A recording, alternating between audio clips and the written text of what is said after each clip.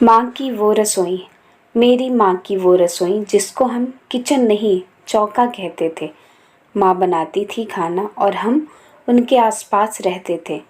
माँ ने उस 4x4 के कोने को बड़े सलीके से सजाया था।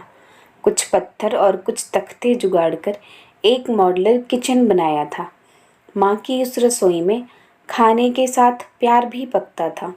कोई नहीं जाता था दर से खाली, वो चूल्हा सबका पेट भरता था। माँ कभी भी बिन नहाए रसोई में ना जाती थी।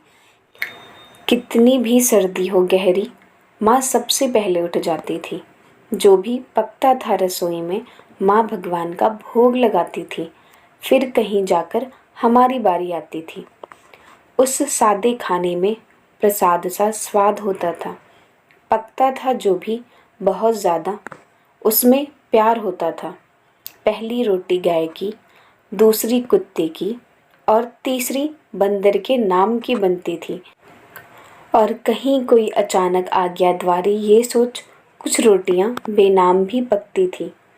रसोई के उन चंद डिब्बों और थैलों में न जाने कितनी जगह होती थी। भरे रहते थे सारे डब्बे, चाहे कोई भी मंदी होती थी। कुछ डब्बे चौके के मेहमानों के आने पर ही खुलते थे और हम सारे के सारे रोज उन डब्बों के इर्द गिर्द ही मिलते थे। हर त्योहार करता था इंतज़ार, हर बात कुछ खास होती थी। कभी मट्ठी, कभी गुजिया, कभी घेवर की मिठास होती थी। माँ सबको गर्म गर्म खिलाकर खुद सारा काम कर आखिर में अक्सर खाती थी। सबको परोसती थी ताज़ा खाना वो। उनके हिस्से में अक्सर बासी रोटी ही आती थी। बहुत कुछ बदला माँ के उस चौके में। चूल्हा, स्टोव और फिर गैस आ गई। डिबरी लालटेन हट गई सारी और फिर रोशन करने वाली ट्यूबलाइट आ गई।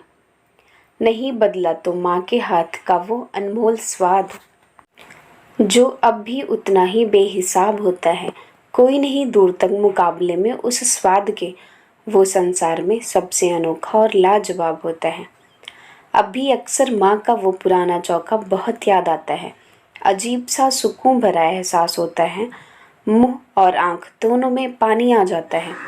मेरी माँ की वो रसोई जिसको हम किचन नहीं चौका कहते थे। माँ बनाती थी खाना और हम उसके आसपास रहते थे।